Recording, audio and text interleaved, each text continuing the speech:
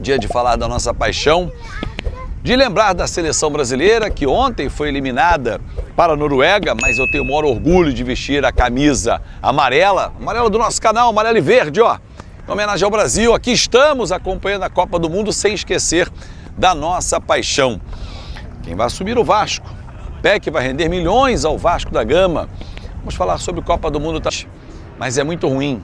É aquele gostinho na boca de cabo de guarda-chuva, aquele gosto amargo, cara, de ficar aqui na Copa do Mundo, porra, sem o Brasil. Desde 1990 que a gente não era eliminado numa fase oitavas de final. Em 90 foi para a Argentina, né? Depois, campeão 94, finalista 98, campeão 2002. 2006 a gente cai nas quartas para a França. 2010 a gente cai nas quartas para a Bélgica.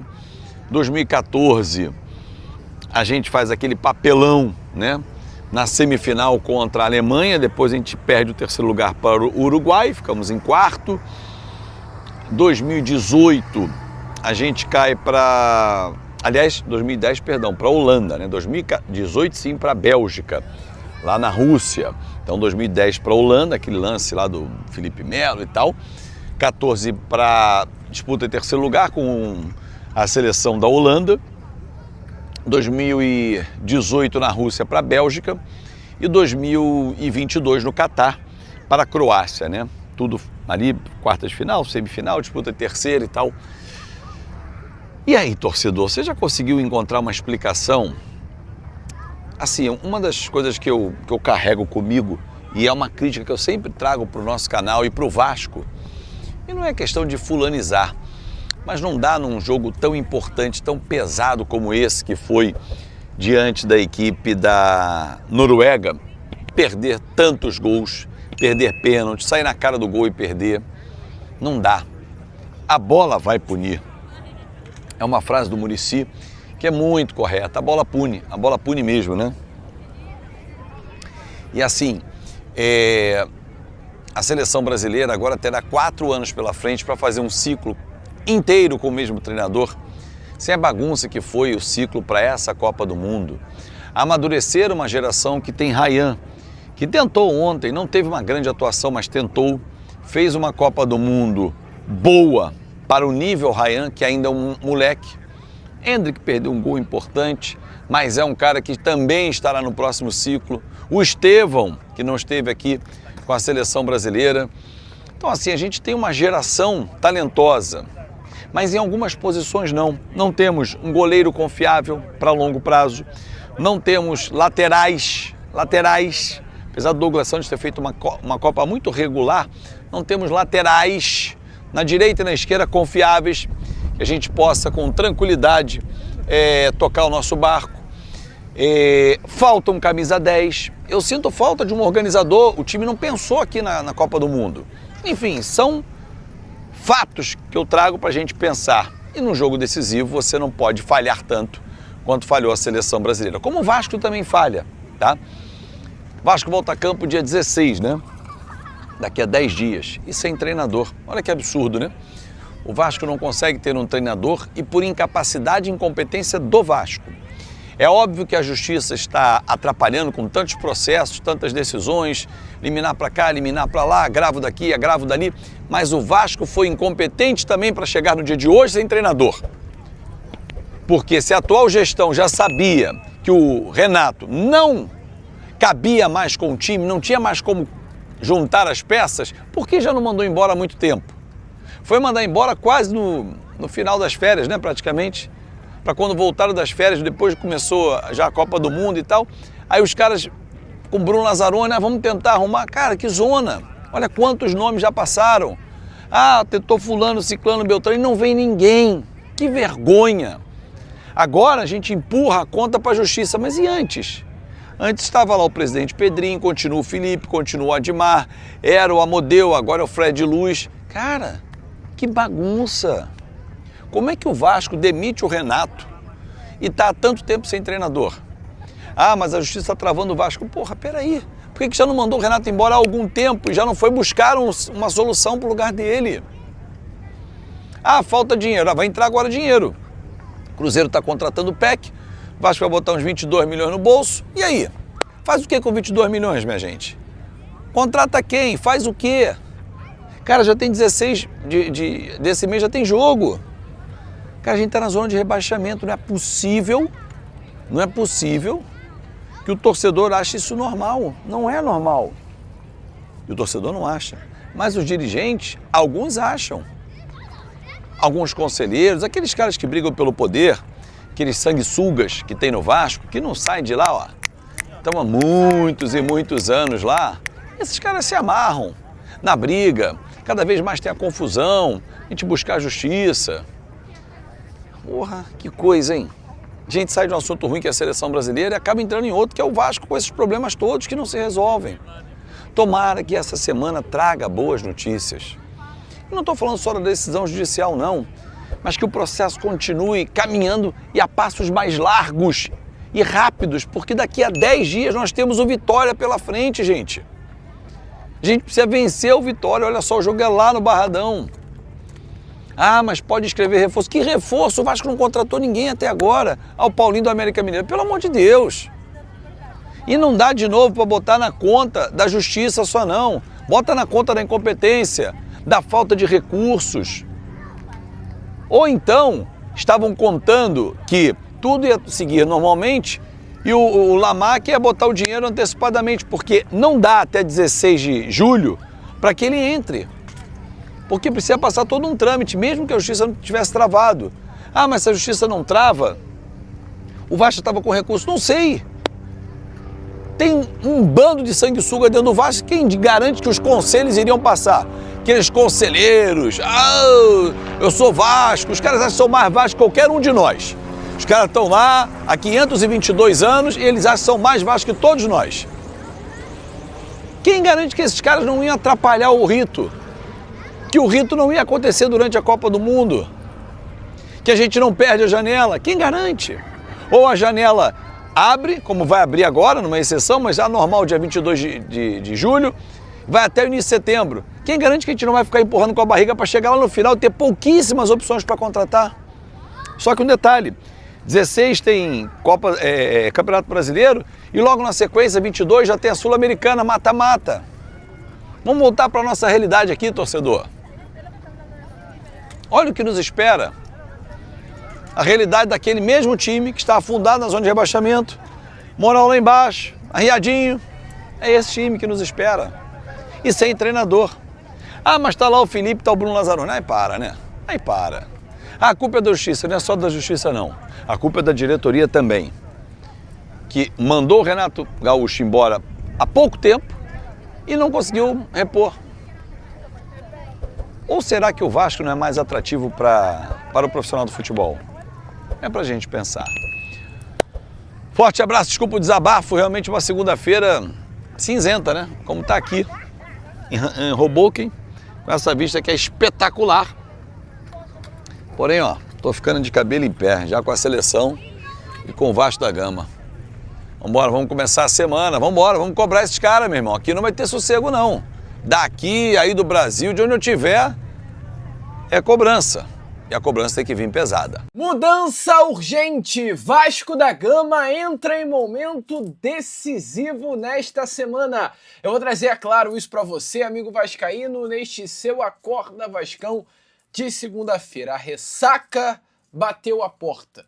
Independente se você estava esperando, estava esperançoso, estava querendo o título da Copa do Mundo, você acordou nessa segunda-feira e passou a sua noite de domingo muito chateado, ou pelo menos vendo que um clima ao seu entorno não está tão bom assim.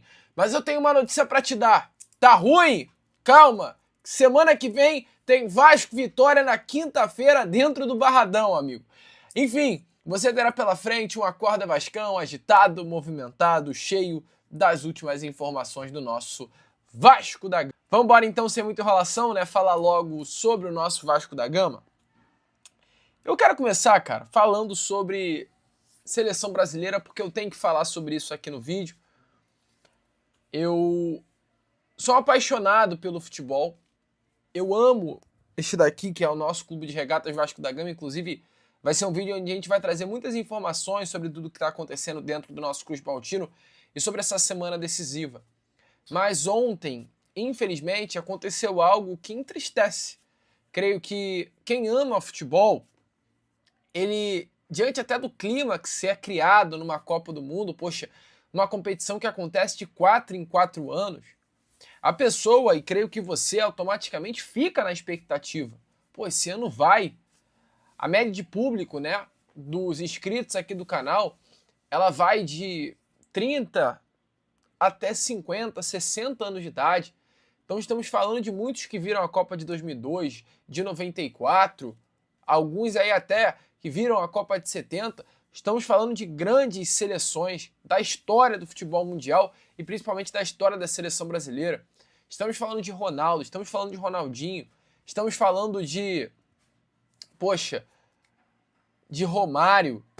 Olha a quantidade de craques que já passaram pela nossa seleção brasileira. E ontem, todos que viram essa linda história sendo construída, e aqueles que não viram, mas sabem da história da seleção brasileira, tiveram que ver um Brasil sendo eliminado para a Noruega. A Noruega é uma seleção desse tamaninho aqui, pequenininha, que eliminou o único pentacampeão mundial que é a seleção. E isso evidencia mais do que nunca o momento que está o nosso futebol. O momento que está o futebol brasileiro. A bagunça que foi o ciclo da seleção brasileira. Mas, principalmente, como a imprensa trata de uma forma imparcial alguns pontos que acontecem no nosso futebol. O técnico Carlo Ancelotti, ele ontem, contra a seleção da Escócia, foi um dos grandes responsáveis pela eliminação da seleção brasileira. Eu falo por quê? Pois são vários os motivos diferentes. Primeiro, a saída do Ryan. Para quem acompanha o jogo, viu o que o Ryan fez. O Ryan, ele, de fato, não teve uma participação ofensiva importante. Mas estamos falando aqui de um Ryan que, enquanto esteve em campo, sustentou defensivamente o Vasco.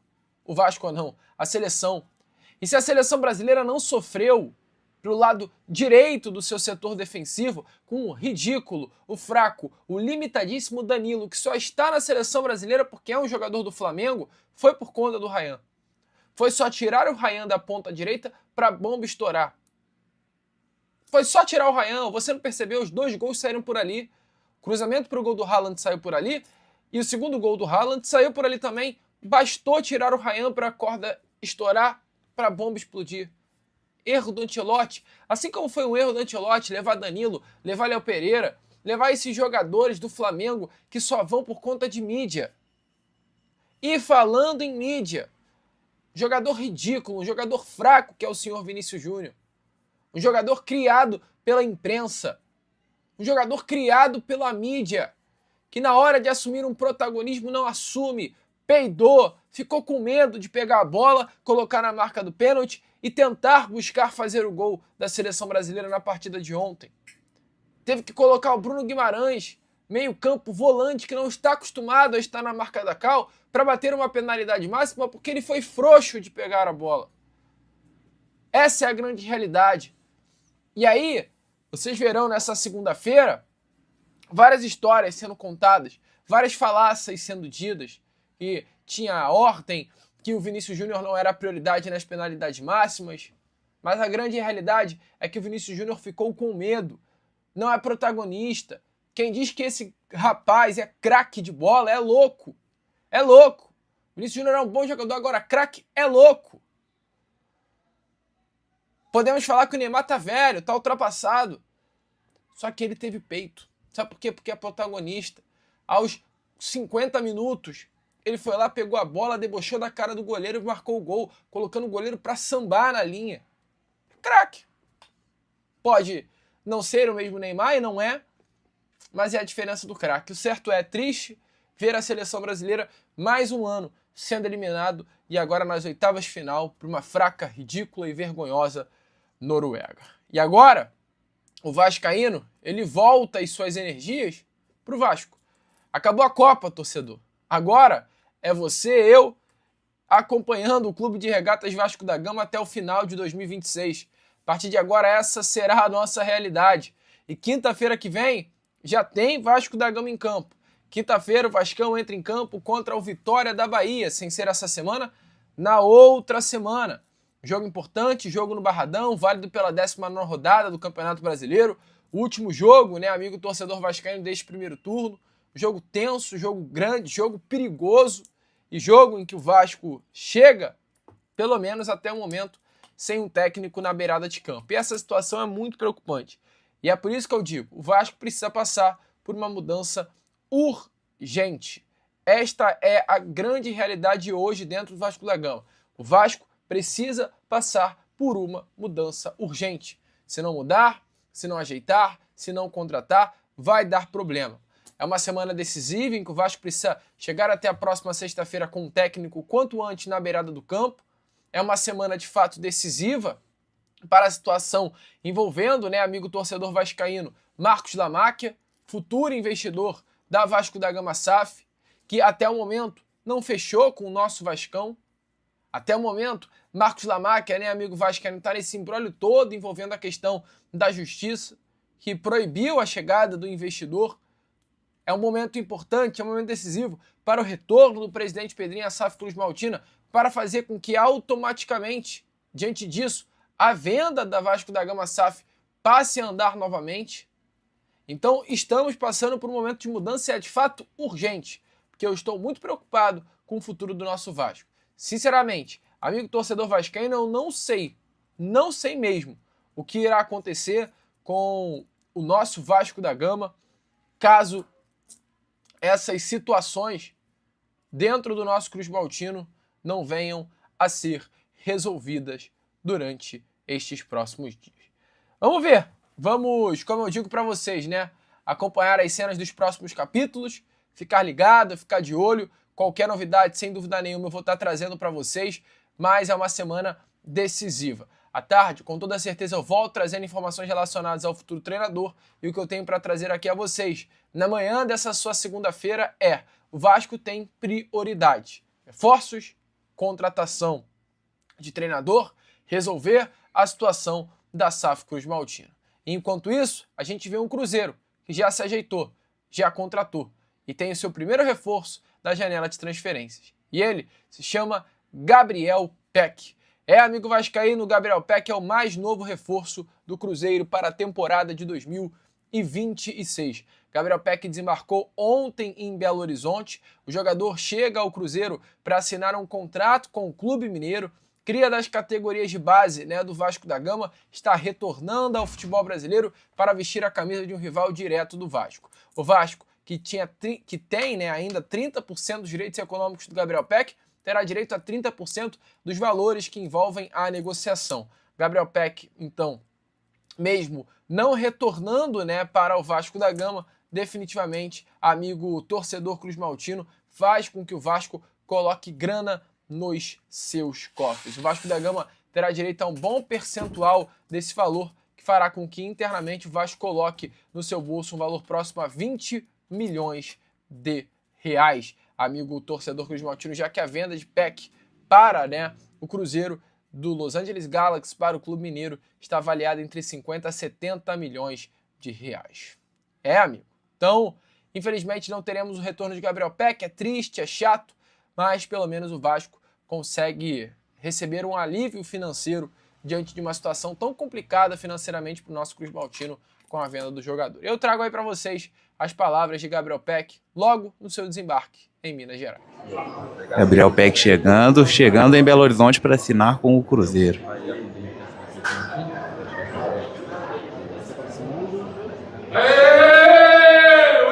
Peck, bom dia. Eu queria que você falasse sobre essa escolha ao Cruzeiro. Por que você escolheu o projeto do Cruzeiro? Você tinha mercado proposta de outros clubes? Primeiramente, estou muito feliz e agradecer a Deus pela oportunidade.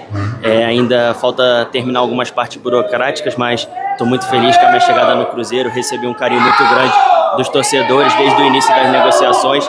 E o Cruzeiro é um clube gigante, a torcida é gigante e está disputando grandes campeonatos, um elenco muito forte, com grandes craques. Então eu acho que me encaixo perfeito ali para poder ajudar o Cruzeiro. Bem, ontem o treinador do Cruzeiro, ele chegou a dizer que os jogadores que estão sendo contratados, né, estão dentro da característica que ele espera, principalmente ali da vontade, do pensamento, né, porque o Cruzeiro está implantando novamente esse tipo de mentalidade campeã. Você se enquadra dentro disso e o que você pode dizer para o torcedor do Cruzeiro aí, que criou muita expectativa com a sua chegada? Sem dúvida, como eu falei, né, e repito, eu agradeço muito esse carinho, porque desde que as negociações começaram a sair na mídia, os torcedores invadiram o meu Instagram, então isso fez muito com que eu viesse para cá também. E é o que o Arthur Jorge falou, eu chego com humildade para buscar meu espaço e pode esperar de mim um jogador aguerrido, que não desiste e que vai para cima e tentar ajudar dentro de campo. Peck, o que mudou, né? O que você evoluiu desde que saiu do Cruzeiro há alguns anos para o Peck que chega agora ao Cruzeiro? E também, quando você vai estar pronto para jogar, já está com a condição física boa? Eu estava treinando lá, depois eu parei um pouco, né, porque as negociações estavam avançando, mas eu chego bem, vou trabalhar duro para o quanto antes eu estar dentro de campo e dar alegria ao torcedor do Cruzeiro. Beck, chegando agora num momento de decisão do Cruzeiro, já contra o Flamengo na Libertadores, também tem Copa do Brasil, como é que você encara esses desafios, chegando num time que estava numa crescente até essa pausa, né? Sem dúvidas, eu fico muito feliz de poder ter esses grandes jogos, eu acho que todo jogador gosta de jogar esses jogos, então eu estou muito feliz e eu, como eu falei, espero o quanto antes me adaptar para poder dar esse retorno dentro de campo, que é o mais importante. Bom, amigo vascaíno, então, como vocês viram aí, essas foram as palavras, né, de Gabriel Peck sobre toda essa situação aí, fechando com o Cruzeiro. Triste, né? Dá até uma dor no coração ver o Peck falando sobre isso. Alô, amigo vascaíno. Não esqueça, por favor, de se inscrever, deixar o seu like e fazer o seu comentário, pois é muito importante para o crescimento do canal. Até o próximo vídeo com mais notícias no nosso Vascão da Gama.